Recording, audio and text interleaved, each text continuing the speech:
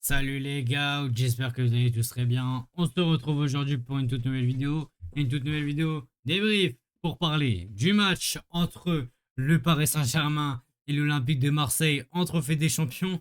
Victoire au penalty 4-1 pour le Paris Saint-Germain, 2-2 sur le match dans le temps réglementaire, mais on va en parler. Mais avant tout, si ce n'est pas encore fait, n'hésitez pas à vous abonner et liker, ça aide énormément au référencement de la vidéo. Et nous, on va directement commencer par parler de ce match en lui-même et de la victoire du PSG après une remontada incroyable. C'est le scénario de ce match, le PSG qui est mené 2-1 à cause d'un CC de Pacho à la 87e, si je dis pas de bêtises.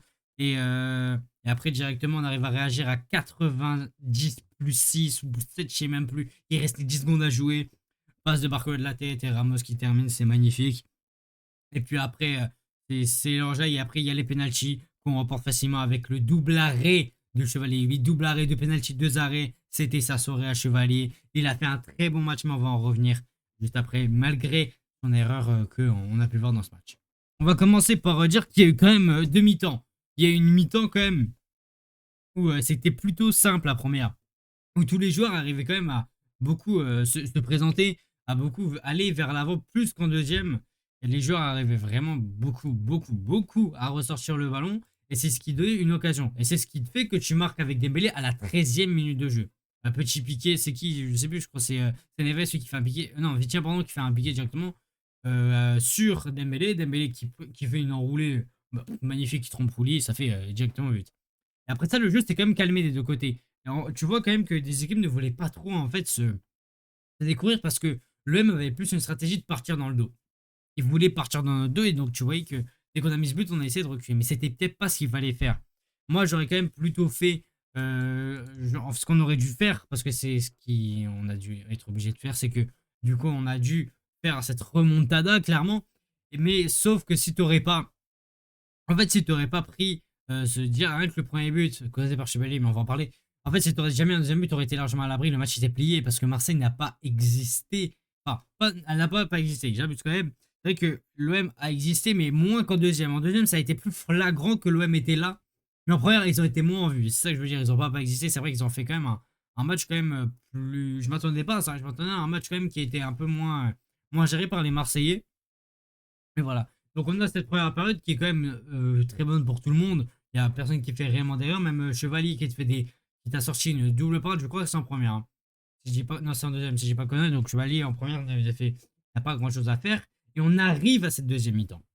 Cette deuxième mi-temps qui nous met un peu un coup de clim parce qu'on voit directement que l'OM a la balle.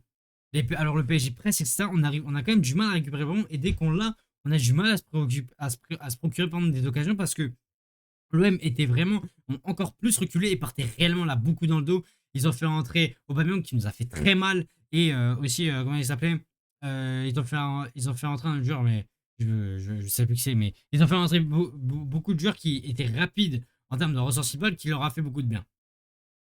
Donc voilà, c'est ça qui a apporté aussi beaucoup je pense pour l'OM. C'est Traoré hein, voilà, non c'est pas de conneries pour l'OM qui est rentré, c'était vers. En fait, c'était à partir de la 70e. De la 45e vers la 70e, il n'y avait pas beaucoup d'occasions. Ça s'en procurait très peu des deux côtés. Il y a une erreur, malheureusement, à la 75e de Chevalier qui. C'est un peu clairement un scandale qu'on se le dise. Parce qu'en fait, Chevalier arrive sur Greenwood qui est lancé pleine balle. Et t'as l'impression qu'en fait, qu'il le tacle avec ses mains, mais pas du tout. Il ne le touche pas.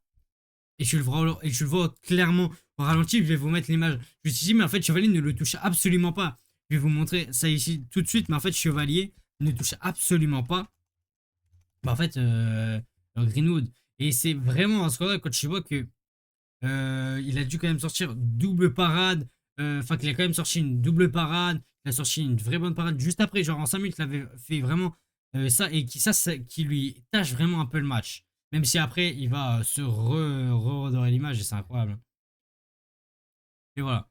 En tout cas, voilà, ça c'était pour Chevalier. Moi, je n'arrive pas à trouver l'image, mais en tout cas, vous la trouverez. N'hésitez pas à taper juste Lucas Chevalier, faute Greenwood, et vous la trouverez très facilement. Donc après, il y a ce penalty qui est transformé malheureusement par Mason Greenwood, donc ça fait 1-1. Et là, les joueurs du PSG, on a commencé à essayer de. On a joué mi-haut, mi-bas, ça j'ai pas trop compris. On essayait d'aller vers l'avant, mais on avait un peu de mal aussi. Donc bon, c'était un peu compliqué pour nos joueurs. Et après, donc on a Pacho, il y a c'est Aubameyang ouais, qui fait non, c'est pas Chao, je crois, qui fait le centre directement, qui va en direction d'Aubameyang. Et Pacho est pressé de tous les côtés. Et malheureusement, il fait une erreur et qui met le but en CC entre les jambes de Chevalier. Chevalier ne peut rien faire, hein, clairement, il peut rien faire. Et là, tu as le double changement qui est très intelligent de la part de Luis Enrique. On va en parler. C'est Gonzalo Ramos qui rentre à la place de Fabian Ruiz au milieu de terrain. Ça a été incroyable. Ce changement-là a été incroyable. Et c'est Mayulo aussi qui a apporté offensivement et défensivement. Il était très solide. Et c'était aussi pour les tireurs de penalty. Et Ramos qui rentre. Et devinez ce qu'il fait. Et ben, il marque sur une passée de Bradley Barcola qui est incroyable de la tête. Il met un ballon, mais un pointu. T'as jamais vu ça. Ça fait 2-2 et on est tous en folie. Parce que moi, à partir du but.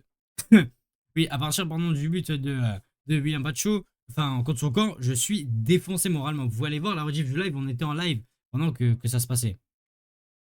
Mais voilà. En tout cas, après, donc, on a 6 minutes de traditionnel et donc Gonzalo Ramos marque à 90 plus 5. Et après, on a les penalties. Avec le but directement qui arrive, il y a de Vitinha, il y a eu beaucoup de buteurs. Il y a eu Ramos. Ouais, il y en a eu beaucoup. J'essaie de retrouver les noms.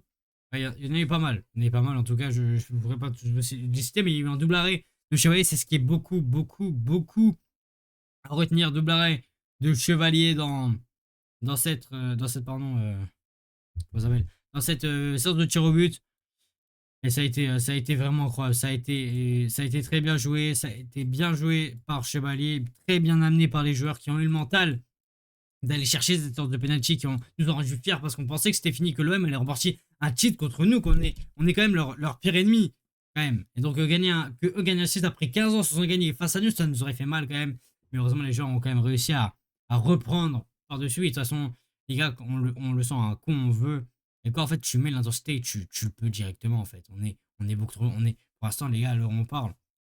Je suis désolé, mais là, les gars, en termes de scénario, est-ce que une autre équipe que le Paris Saint-Germain a déjà proposé des scénarios comme ça, les gars?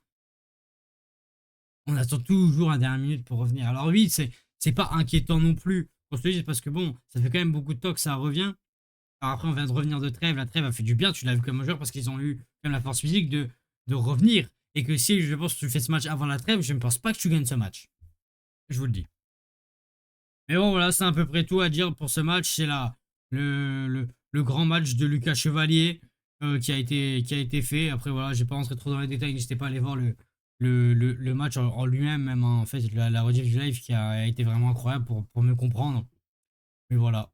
Après, si je dois jouer, si je dois jouer, pardon, si je dois juger quelques joueurs, les meilleurs joueurs, moi, que je dirais, ça aurait été Vitinha, Dembélé qui ont fait eux deux des très bonnes ressorties de balles. Surtout Vitinha qui a beaucoup apporté vers l'avant et Dembélé qui a servi vraiment tout le monde, qui a été vraiment incroyable. Doué un peu moins en vue, malheureusement. Aujourd'hui, Doué un peu moins en vue, un peu compliqué. On va faire joueur par joueur, même si vous savez quoi. Ainsi que Varastrelia, qui a été très bon de son côté. Il a apporté énormément de percussions sur le côté Aoué et Pavard. Il a fait très mal. Pavard qui a été transparent pendant ce match.